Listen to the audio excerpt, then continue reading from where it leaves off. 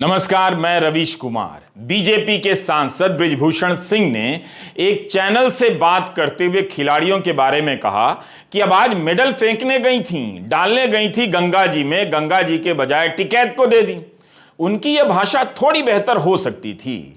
जिस मेडल को प्रवाहित किए जाने के ऐलान से लोग हिल गए थे, लोग अपील करने लगे कि ऐसा मत कीजिए। सांसद महोदय अब मेडल ना प्रवाहित करने के फैसले का मजाक उड़ाते हुए कह रहे हैं, तंज कर रहे हैं कि डालने गई थी गंगा जी में, गंगा जी के बजाय टिकैत को दे दी। क्या बृजभूषण सिंह और सरकार इस मामले को अपने अहंग और अहंकार से देख रहे हैं?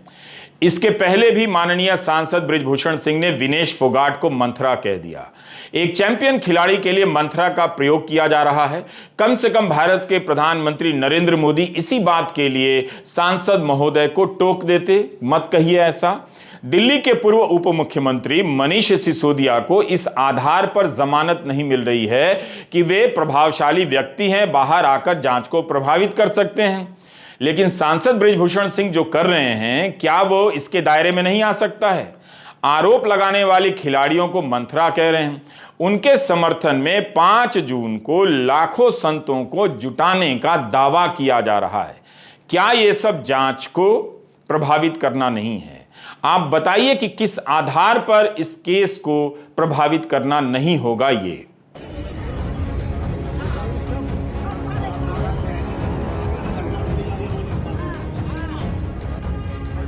30 मई की शाम हरिद्वार के हर की पौड़ी पर काफी देर तक संगीता फोगाट, विनेश फोगाट और साक्षी मलिक बैठी रही। बजरंग पूनिया और सत्यव्रत भी वहां थे और इनके परिवार के लोग भी। 30 मई की दोपहर के वक्त ही इन खिलाड़ियों ने घोषणा कर दी थी कि अपने पदक गंगा में प्रवाहित करने जा रही हैं। कितना वक्त था? इस बीच कम से कम प्रधानमंत्री ही इन्हें फोन कर लेते, अपील कर लेते ट्विटर से कि ऐसा मत कीजिए।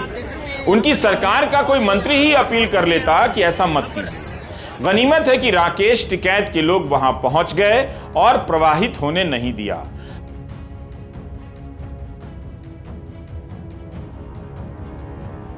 सत्ता के नशे में कुछ लोगों को यह नाटक नजर आ रहा है, लेकिन क्या यह नाटक है? इतनी देर तक ये खिलाड़ी किस तनाव और हताशा से गुजरी होंगी कि इतने बड़े देश में उनके लिए कोई नहीं है।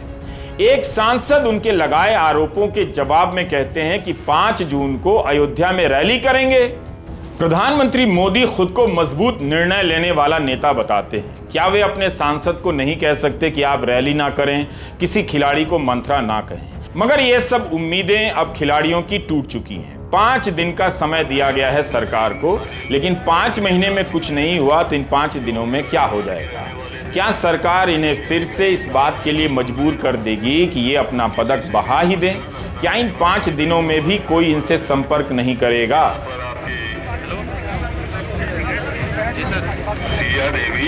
खिलाड़ियों ने 5 दिनों का अल्टीमेटम दिया है। इन खिलाड़ियों के खिलाफ तमाम तरह के झूठ और अफवाहें फैलाई जा रही हैं। ये केवल झूठ नहीं है, तरह तरह के तर्क गढ़े जा रहे हैं ताकि आप इनके प्रदर्शन को बृजभूषण सिंह की नजर से देखें, इन खिलाड़ियों से सहानुभूति ना रखें। इससे यह भी पता चलता है कि बृजभूषण सिंह को कितना सपोर्ट है। इन लड़कियों ने कभी नहीं कहा कि इंसाफ का फैसला सड़क पर हो जाए, बिना जांच के हो जाए। ऐसा उन्होंने नहीं कहा। इन्हें सड़क पर इसलिए आना पड़ा क्योंकि एफआईआर तक नहीं हो रही थी। जनवरी में इन्होंने पहला प्रदर्शन किया। कमेटियों की जांच में क्या होता है ये कौन नहीं जानता है इस देश में। इस जांच को विश्वसनीयता प्रदान करने के लिए क्या कुछ और नहीं किया जा सकता था? अगर इनका मकसद धरने पर बैठकर सड़क पर फैसला कराना होता तो ये खिलाड़ी धरने से पहले पुलिस के पास शिकायतें करने क्यों जाती? जब एफआईआर दर्ज नहीं हुई तभी तो 23 अप्रैल से धरने पर बैठी हैं और अब यह धरना भी समाप्त कर दिया गया। खिलाड़ियों ने नहीं किया, पुलिस ने उठाकर कर दिया। हम तुम्हारे साथ हैं।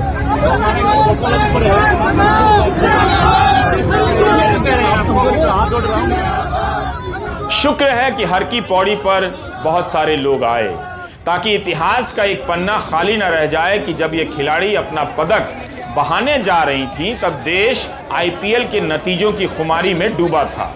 घाट पर ये खिलाड़ी देर तक रोती रही, मेडल पकड़कर खड़ी रही, फिर जमीन पर बैठ गई। उनका रोना रुक नहीं रहा था। और मीडिया में जिला प्रशासन का बयान आता है कि हम मेडल को प्रवाहित करने से नहीं रोकेंगे। प्रधानमंत्री ने एक फोन तक नहीं किया। गंगा में अस्थियां प्रवाहित की जाती हैं, ये मेडल हैं।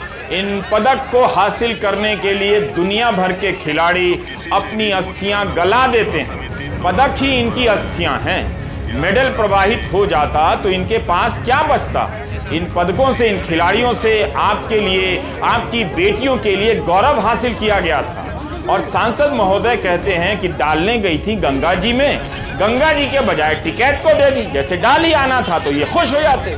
क्या उन्हें पता है कि अगर इस वक्त वे बीजेपी में नहीं होते, अगर बृजभूषण सिंह समाजवादी पार्टी के सांसद होते, तो उनके साथ यही सत्ता इन्हीं आरोपों पर क्या व्यवहार करती? कभी इस सवाल से सांसद महोदय की शेखी को देख लीजिएगा। मुख्यमंत्री ममता बनर्जी, मुख्यमंत्री हेमंत सोरेन ने आह्वान किया कि मेडल विसर्जित ना करें। कांग्रेस ने बाकायदा प्रेस कॉन्फ्रेंस की कि खिलाड़ी मेडल प्रवाहित ना करें, अपना फैसला बदल लें, मगर प्रधानमंत्री का एक फोन तक खिलाड़ियों के पास नहीं गया। पहलवानों से यह आग्रह है हमारा कि मेडल जो है वो गंगा में प्रभावित ना करें, जो आपका सम्मान है। हम इस मंच से बार बार अपील करेंगे इन बेटियों से, आपके साथ अन्याय हो रहा है, आपके साथ गलत हो रहा है, लेकिन हम आपसे हाथ जोड़ के अपील करते हैं कि ये मेडल आपकी खून पसीने की कमाई है, इस देश का गौरव है। इस देश की खातिर उनको पानी में मत बहाइएगा, गंगा में मत बहाइएगा। एक निरंकुश राजा, उसकी निरंकुश सरकार जरूर आपके साथ गलत कर रही है, लेकिन आप ऐसा मत कीजिएगा। आईपीएल देखने के लिए यह देश रात के 1 बजे तक जागता है। बारिश हो जाती है तो इंतजार करता है कि पिच पर पोछा लग जाए। पोछा लग रहे थे पिच पर, स्पॉन्ज से पानी सोखा जा रहा था, देश इंतजार कर रहा था। ये खिलाड़ी भी तो इंसाफ का इंतजार कर रहे हैं। 5 महीने हो गए। साक्षी मलिक ने ट्वीट भी किया कि एमएस धोनी और सीएसके आपको बधाई, हम खुश हैं कि किसी खिलाड़ी को सम्मान तो मिला जिसका हकदार है, लेकिन हमारे लिए इंसाफ की लड़ाई अब भी जारी है। इतनी सी बात पर ही किसी का कलेजा पिघल जाता, मगर खिलाड़ियों ने खिलाड़ियों का साथ नहीं दिया, दौलत और शोहरत का साथ दिया है। अभिनव बिंद्रा ओलंपिक में पदक जीतने वाले खिलाड़ी हैं। नीरज चोपड़ा की उपलब्धि 100 बृजभूषण सिंह पर भारी पड़ जाएगी। इन दोनों ने भारत की शान बढ़ाई है। दोनों ने ही ट्वीट किया कि जंतर मंतर पर कुश्ती खिलाड़ियों के साथ जो हुआ उसकी तस्वीरें भयावह हैं, उन्हें देखकर रात भर नींद नहीं आई। कम से कम इस देश में 2 खिलाड़ी तो हैं जो जंतर मंतर की तस्वीरें देखकर बेचैनी से जाग रहे थे, ना कि आईपीएल का मैच देखने के लिए जाग रहे थे। सुनील छेत्री, बॉक्सर प्रीति दहिया, क्रिकेटर अनिल कुंबले ने भी इनके समर्थन में ट्वीट किया। बाकी ज्यादातर खिलाड़ी चुप रह गए। भारत ने केवल 35 पदक जीते हैं ओलंपिक में, 7 पदक कुश्ती के खिलाड़ियों ने जीते हैं। आज उनकी यह हालत कर दी गई है कि उन्हें ठीक उसी तरह से बदनाम किया जा रहा है जैसे किसानों के साथ हुआ। किसानों को आतंकवादी कहने वाला गोदी मीडिया अब गिना रहा है कि इन खिलाड़ियों ने जब पदक जीते तब इन्हें सरकारों ने कितने पैसे दिए इनाम की राशि में, रेलवे की नौकरी में कितनी सैलरी मिलती है। हद है, इस तरह से इन्हें इंसाफ दिया जा रहा है। गोदी मीडिया का एक एंकर गिना रहा है कि मेडल जीतने पर उन्हें इनाम के तौर पर इतने करोड़ मिले, रेलवे की नौकरी से 1 लाख की सैलरी मिलती है। जब खिलाड़ियों को चेक मिलते थे तब अगर कोई सवाल उठा देता कि इतना पैसा क्यों दे रहे हैं, तब यही गोदी मीडिया और आईटी सेल उन्हें देशद्रोही से लेकर जाने क्या क्या कह देता। अब पैसे गिना रहे हैं जैसे इनकी जेब से दिए गए हैं। क्या ये एंकर वाकई मानते हैं कि जनता ने सोचना समझना बंद कर दिया है? इन एंकरों को सैलरी मिलती है कि पत्रकारिता करेंगे, जनता की बात रखेंगे, लेकिन ये मंत्री के साथ डिनर करते हैं तब भी ये पत्रकारिता नहीं करते हैं। और खिलाड़ियों को बदनाम किया जा रहा है कि 1 लाख की सैलरी मिलती है, मेडल क्यों बहा रही हैं। पूरा तंत्र मिलकर यही साबित कर रहा है कि पदक बहाने का फैसला खिलाड़ियों का सही था। उन्हें इस तरह से मजबूर कर दिया गया क्योंकि इन सभी गोदी मीडिया के लोगों ने मिलकर खिलाड़ियों की यह हालत कर दी है। तो अब से कोई खिलाड़ी भारत के लिए पदक जीतेगा तो आप मत कहिएगा कि देश के लिए जीता है, कहिएगा कि देश ने 10 करोड़ रुपए की इनाम राशि दी है, उसके लिए जीता है, ट्रेनिंग पर खर्च किया है इसलिए जीता है, यह पदक खेल विभाग के मंत्री जी के लिए जीता है। मत जाइएगा इनके माता पिता और पड़ोसियों का इंटरव्यू करने। खिलाड़ियों ने जो आरोप लगाए हैं उसकी जांच पहले क्यों नहीं हुई? क्यों एफआईआर के लिए इन्हें धरने पर बैठना पड़ा? यह सवाल करने गोदी मीडिया आगे नहीं आया, लेकिन अब इन्हें बदनाम करने आ गया है। मेडल प्रवाहित नहीं हुआ, बहुत अच्छा हुआ, लेकिन इसकी घोषणा ने गोदी मीडिया और आईटी सेल के तंत्र को उजागर कर दिया, एक्सपोज कर दिया कि बृजभूषण सिंह के समर्थन में कितनी शक्ति लगी है, कौन कौन खड़े हैं। सब अपने आप आपके सामने आ गए और आप इन्हें देख सकते हैं, समझ सकते हैं कि खिलाड़ी किस तरह अकेले की लड़ाई लड़ रही हैं। कल शाम एक चैनल पर उन संतों की बाइट चलने लग गई जो बृजभूषण सिंह के समर्थन में हैं।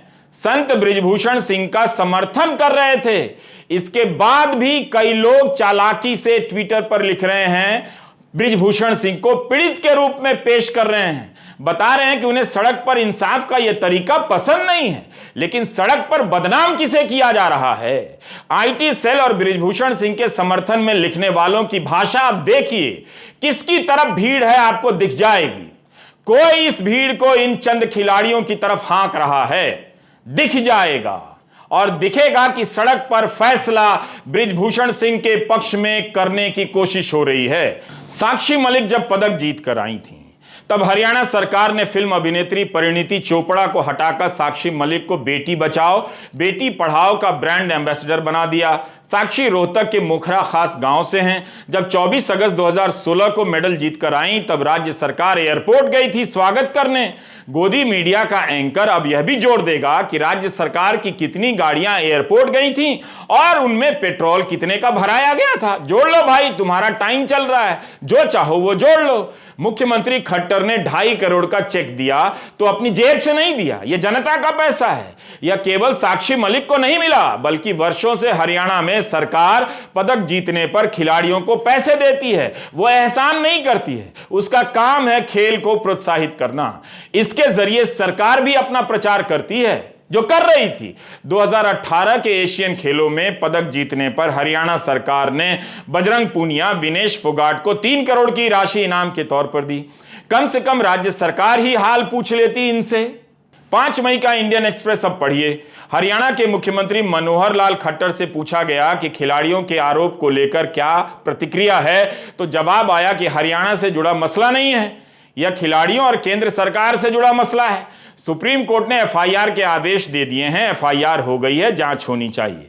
हरियाणा सरकार में गृह मंत्री अनिल विज ने पहलवानों को अपना समर्थन दिया है और केंद्र सरकार में बात करने की पेशकश भी कर दी। डिप्टी सीएम जेजेपी के दुष्यंत चौटाला ने कहा कि सख्त कार्रवाई होनी चाहिए, लेकिन वे भी खिलाड़ियों से मिलने नहीं पहुंचे। हाउसिंग सोसाइटी के अध्यक्ष लोगों को फिर से जुटाया गया ही होगा कि गोदी मीडिया का प्रोपेगेंडा फैलाना है, तो उन्हें याद रखना चाहिए कि क्या इस देश में अब यह तर्क चलेगा कि अगर किसी लड़की के साथ गलत होगा तो वह गलत नहीं माना जाएगा। जांच की जगह यह कहा जाएगा कि उसके पास घर है, कार है और उसकी सैलरी कितनी है। 3 महीने तक कुछ नहीं हुआ, एफआईआर के लिए उन्हें सुप्रीम कोर्ट जाना पड़ा है और फिर अफवाह फैलाई जा रही है कि महिला खिलाड़ी सड़क पर इंसाफ का फैसला चाहती हैं। ऐसा कब कहा उन्होंने? गोदी मीडिया यह कहना चाहता है चूंकि उन्हें इनाम में करोड़ों रुपए मिल गए, कोई यौन शोषण करे तो वे धरना प्रदर्शन ना करे कि इसलिए इनाम मिला है और जांच के नाम पर 3-3 महीने तक कमेटी चलती रहे। इस इंटरनल कमेटी की क्या विश्वसनीयता होती है? क्या उसकी कमेटी की रिपोर्ट गोदी मीडिया और आईटी सेल की भाषा से अब अलग हो सकती थी? अब तो संदेह और भी गहरा हो जाता है। दीपेंद्र हुड्डा कांग्रेस के नेता हैं और सांसद हैं। कब से आरोप लग रहे हैं कि इनकी साजिश है। क्या दीपेंद्र हुड्डा इतने प्रभावशाली हैं कि ओलंपिक खिलाड़ियों को धरने पर बिठा देंगे, उनसे उनके मेडल गंगा में फेंकवा देंगे? कम से कम सरकार यही साबित कर देती, अब तक क्यों नहीं कर पाई? इन बातों के लिए अफवाहों का सहारा क्यों लिया जा रहा है? मगर उससे बड़ा सवाल हम पूछना चाहते हैं माननीय प्रधानमंत्री जी से और सरकार से कि सरकार की तरफ से अपील तक नहीं की गई। जो मंत्री प्रधानमंत्री जी से लेकर खेल मंत्री तक जो मेडल आते थे तो इनके साथ तस्वीर खिंचाने के लिए एक के बाद एक लाइन लगा देते थे, वो आज अपील तक नहीं करी उन्होंने। दुनिया में क्या संदेश गया आप अंदाजा लगा सकते हैं। उन्होंने ये भी नहीं कहा कि आपके साथ न्याय होगा, हम निष्पक्ष जांच कराएंगे, ऐसा मत करिए। यानी कि एक संदेश गया कि आपको तो खिलाड़ियों से ही नहीं, आपको तो इन मेडल से भी घृणा है। दूसरा पहलू यह है कि जो आरोपी है बृजभूषण सांसद, भाजपा सांसद, उनका एक बयान आया कि ये मेडल तो 15 रुपए में मिल जाते हैं, 15 रुपए में। अगर ऐसा है तो ये देश और कांग्रेस पार्टी जितने वो कहेंगे हम उतने रुपए उनको दे देते हैं, तैयार हैं, वो मेडल खरीद के दिखाए, ओलंपिक के मेडल। तरह तरह की साजिशों की थ्योरी फैलाई जा रही है। 1 मई को बृजभूषण सिंह ने मीडिया में बयान दिया कि मेरे खिलाफ साजिश के लिए एक बड़ा उद्योगपति जिम्मेदार है। नाम पूछने पर उन्होंने कहा, नाम ले लिया तो जान से मार दिए जाएंगे, हजारों करोड़ों का आदमी है, वो मरवा देगा मुझे। तो क्या उन्होंने पुलिस में कोई शिकायत की? ये कौन उद्योगपति है जो मोदी राज में उनके ही सांसद को मरवाने की साजिश कर रहा है और ताकत रखता है? क्या उसे ईडी का भी डर नहीं? क्या यह बात जानने के लिए दिल्ली पुलिस की टीम सांसद महोदय के घर गई? क्यों नहीं घर गई? राहुल गांधी ने जब कहा कि लड़कियों ने बताया कि उनसे छेड़खानी हुई है, तो कई हफ्तों के बाद दिल्ली पुलिस उनके घर पहुंच गई। बताइए किसने कहा? यहां तो दिल्ली पुलिस सांसद के घर के बाहर इतनी बड़ी संख्या में तैनात है।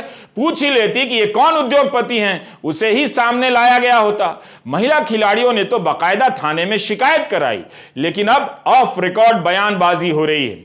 ऑफ रिकॉर्ड की एक और खबर आ गई। प्राइवेट समाचार एजेंसी ANI ने इसे ट्वीट कर दिया। दिल्ली पुलिस के टॉप के सूत्रों ने ANI से कहा है कि अभी तक की जांच में हमें ठोस सबूत नहीं मिले जिसके आधार पर बृजभूषण सिंह को गिरफ्तार किया जा सके। 15 दिनों के भीतर हम कोर्ट में रिपोर्ट जमा कर देंगे, चार्जशीट या फाइनल रिपोर्ट के रूप में। कुश्ती खिलाड़ियों के आरोपों को साबित करने के लिए सबूत नहीं है। अब आप बताइए, क्या यह माहौल बनाना नहीं है? इतना बड़ा मसला है और सूत्र हो रहा है। यह टॉप सोर्स कौन है? वो भी रिपोर्ट जमा होने से पहले ANI को लीक कर रहा है। इस खबर की पोल दिल्ली पुलिस ने ही खोल दी। दिल्ली पुलिस ने ट्वीट कर दिया कि कुछ मीडिया चैनल महिला पहलवानों द्वारा दर्ज मुकदमे में पुलिस द्वारा फाइनल रिपोर्ट दाखिल किए जाने की खबर प्रसारित कर रहे हैं। यह खबर पूरी तरह गलत है। यह केस अभी विवेचना में है और पूरी तफ्तीश के बाद ही उचित रिपोर्ट न्यायालय में रखी जाएगी। तो इस तरह से ऑफ रिकॉर्ड के सहारे माहौल बनाया जाने लगा। ऑल्ट न्यूज के जुबैर ने भी इसकी पोल खोली है। इसके बाद ANI और अन्य चैनलों को ट्रोल किया जाने लगा, उनकी आलोचना होने लगी। थोड़ी देर बाद जब हमने दिल्ली पुलिस के ट्विटर हैंडल को चेक किया तो ANI की खबर को खंडन करने वाला दिल्ली पुलिस का ट्वीट गायब मिला, हटा लिया गया। जुबैर ने भी इसे रेखांकित किया है। शिकायत करने वाली एक लड़की के चाचा मैदान में आ गए हैं। चाचा प्रेस कॉन्फ्रेंस कर रहे हैं कि लड़की ने परिवार को बृजभूषण सिंह के खिलाफ गुमराह किया है। पिता ही प्रेस कॉन्फ्रेंस कर देते। क्या अब शिकायत करने वाली लड़कियों को बदनाम करने का सिलसिला शुरू होने वाला है? इसके लिए गोतिया पटीदार भी सामने लाए जाएंगे। क्या हम नहीं जानते कि परिवारों में चाचा और फूफा के संबंधों में कितना भेद होता है, कितने स्तर पर लुका छिपी के खेल चलते हैं? अब अचानक उसके चाचा उससे भी ज्यादा प्रमाणिक हो गए। क्या आपने लड़कियों के पक्ष में ऐसा कुछ भी होता देखा है अभी तक? तब क्यों ना लड़कियां जांच की मांग को लेकर जंतर मंतर पर धरने पर बैठती? इससे तो यही साबित होता है कि धरने पर बैठने का उनका फैसला सही था। चाचा का बयान छपा है कि मैं उसका चाचा हूं। चाचा कौन होता है? क्या ऐसे मामलों में चाचा और मामा की राय चलेगी या जांच होगी? और इस तरह से प्रेस कॉन्फ्रेंस कर क्या चाचा ने लड़की की पहचान उजागर नहीं कर दी? आसपास के लोग तो समझ ही गए। क्या इससे बचा नहीं जा सकता था? इतनी जल्दी क्यों है इन खिलाड़ियों को बदनाम करने की? पूरी जांच से पहले एक पहलू को ऑफ द रिकॉर्ड के बहाने क्यों लीक किया जा रहा है? पॉक्सो लगे या हटे, इससे आरोप तो कम नहीं हो जाते। बाकी लड़कियां तो बालिग हैं, क्या उनके आरोप अब यह गोदी मीडिया सही मान लेगा? इतने दिनों तक चाचा सीन में नहीं आए, लगता है कि प्लानिंग का आइडिया अब सबको आ गया है कि ये करना है। चाचा और चाची को लेकर खिलाड़ियों को बदनाम करते हैं। मीडिया की रिपोर्ट में पापा मम्मी का बयान नहीं छपा है, लेकिन चाचा के बयान पर हेडलाइन छप गई है। किसान इस खेल को जानते हैं। 1 साल तक उन्हें कैसे बदनाम किया जाता रहा समझते हैं, मगर वे अपनी मांग को लेकर टिके रहे। भारतीय किसान यूनियन एकता उग्राहा ने चंडीगढ़ में इन खिलाड़ियों के समर्थन में प्रदर्शन किया। 30 मई को कहा कि 5 जून को जिलों में उपायुक्तों के कार्यालय के बाहर धरना देंगे। 1 जून को भी प्रदर्शन करेंगे अलग अलग शहरों में। 5 जून को अयोध्या में बृजभूषण सिंह के समर्थन में संतों की रैली होने वाली है। शोधार्थी डॉक्टर नवशरण कौर ने किसान आंदोलन को अपना समर्थन दिया तो उनके खिलाफ ईडी की जांच शुरू हो गई। महिला किसानों ने उनके समर्थन में भी ये रैली निकाली है। किसान यूनियन ने कहा है कि जिस दिन संत लोग बृजभूषण सिंह के समर्थन में रैली करेंगे, उस दिन किसान इन महिला खिलाड़ियों के लोकतांत्रिक अधिकारियों के लिए कई शहरों में प्रदर्शन करेंगे। हरिद्वार पहुंचने वाले आम लोगों को भी नोट किया जाना चाहिए कि कुछ लोग तो हैं जो न्याय के लिए साथ देने आ जाते हैं। ऐसे बहुत से लोग जंतर मंतर पर भी आते रहे हैं।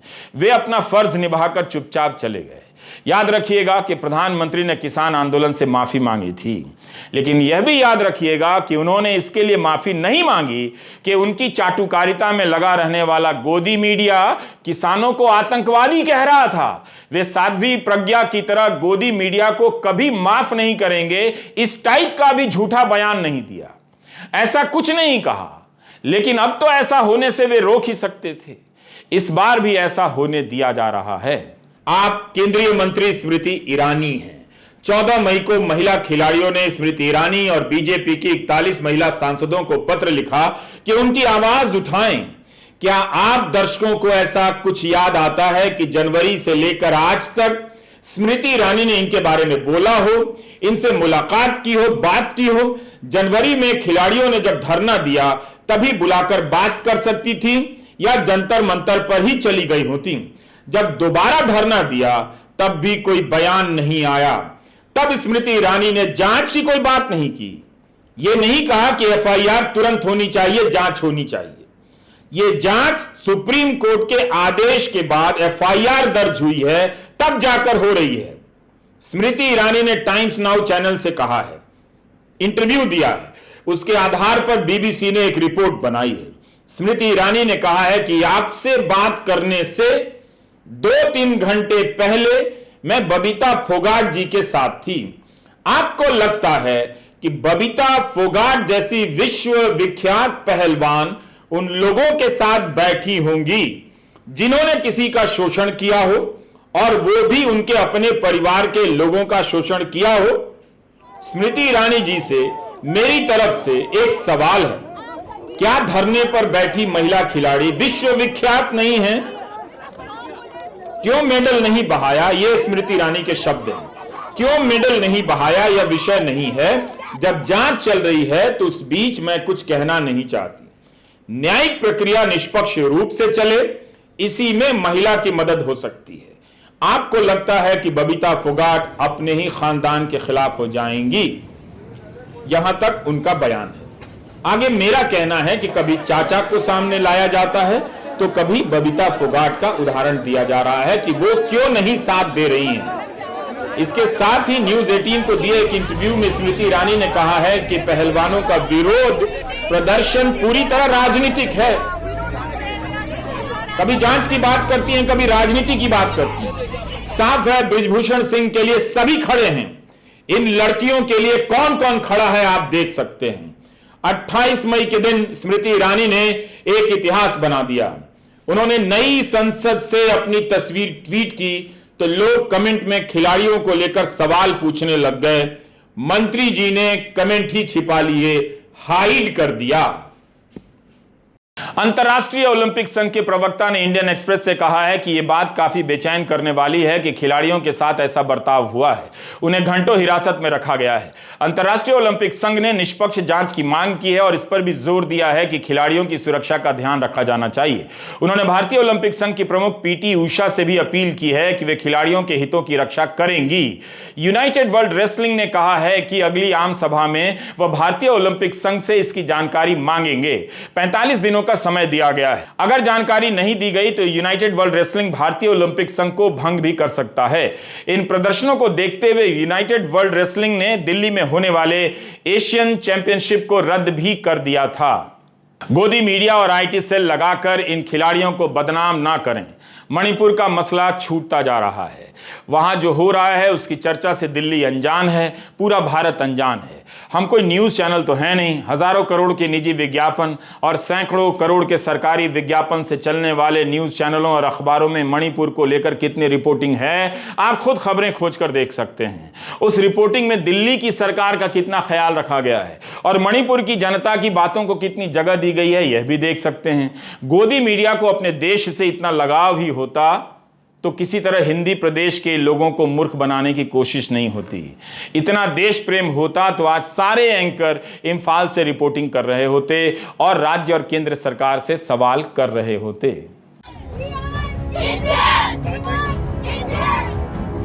इसी चुप्पी से तड़प कर दिल्ली में रहने वाले मणिपुर के लोग जंतर मंतर पर जमा होने लगे हैं। अधिकतर महिलाएं हैं जो कुकी, जोमी, हमार या मिजो समुदाय से हैं।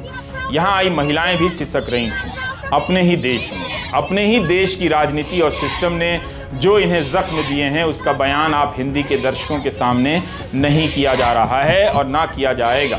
3 मई से मणिपुर में हिंसा हो रही है, 26 दिन हो गए। अब जाकर गृह मंत्री वहां 3 दिनों के दौरे पर गए हैं। राज्य में उनके दौरे से एक दिन पहले भी 6 आम नागरिकों की मौत की खबर स्थानीय अखबारों में छपी है। इस बात को लेकर सरकार की लगातार आलोचना हो रही है कि मणिपुर को उसके हाल पर छोड़ दिया गया है। टेलीग्राफ अखबार के मुताबिक 80 लोगों के मारे जाने की तो आधिकारिक संख्या है। लोगों के घर जलाए जा चुके हैं, हजारों लोग कैंप में रह रहे हैं, उन्हें घर छोड़ना पड़ा है। सैकड़ों की संख्या में चर्च जलाए गए हैं। 11 मणिपुरी खिलाड़ियों ने भी कह दिया है कि अगर मणिपुर की क्षेत्रीय अखंडता से किसी प्रकार का समझौता हुआ तो वे अपना अवार्ड वापस कर देंगे।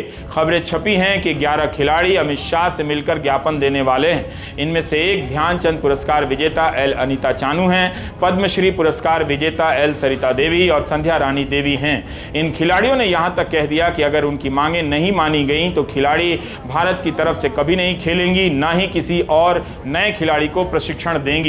ये एक पक्ष की बात हुई। कुकी समुदाय को खुलेआम आतंकवादी कहा जा रहा है। मुख्यमंत्री बीरेंद्र सिंह ने भी कुकी को आतंकवादी कह दिया। क्या ये एक मुख्यमंत्री की भाषा होनी चाहिए, वह भी ऐसे संवेदनशील समय में? अब गृह मंत्री अमित शाह कुकी सिविल सोसाइटी से मिलने वाले हैं। पहले आतंकवादी कह दीजिए, फिर उनसे मिलने जाइए। कोई कुछ भी बोल दे रहा है। मुख्यमंत्री बीरेंद्र सिंह के बयान के बाद चीफ ऑफ डिफेंस स्टाफ का बयान आया कि मणिपुर के संकट का उग्रवाद से कोई संबंध नहीं है, 2 समुदायों के बीच का मामला है। तो ये सब क्या हो रहा है इस देश में? क्या इस तरह से समस्याओं का समाधान किया जा रहा है? मीडिया को मैनेज कर लेने से देश मैनेज नहीं होता है। ये नौबत क्यों आई? समय पर सरकार ने संवाद क्यों नहीं किया? अमित शाह ने ट्वीट किया है कि मणिपुर में शांति उच्च प्राथमिकता है। कमाल की उच्च प्राथमिकता है। करीब 26 दिनों के बाद वहां मौजूद हैं और ट्वीट कर रहे हैं कि उच्च प्राथमिकता है।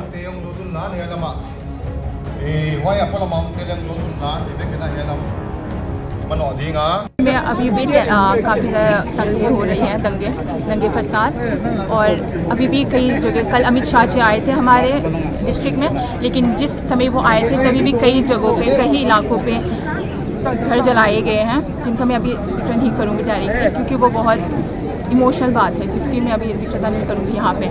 और कितने ज़्यादा लोग, मेरे खुद दोस्त जो वहाँ इम्फाल में पढ़ते थे, उन्हें भाग के आना पड़ा उसी दिन। जिस तरीके से स्टूडेंट पर अटैक्स हुए, कितने ज़्यादा स्टूडेंट जो वहाँ पे पढ़ रहे हैं, मेडिकल स्टूडेंट्स या जो कोई भी वहाँ पे मास्टर्स कर रहे हैं या बैचलर्स कर रहे हैं, वो लोग, उन्हें भाग के आना पड़ा अपनी जगहों से।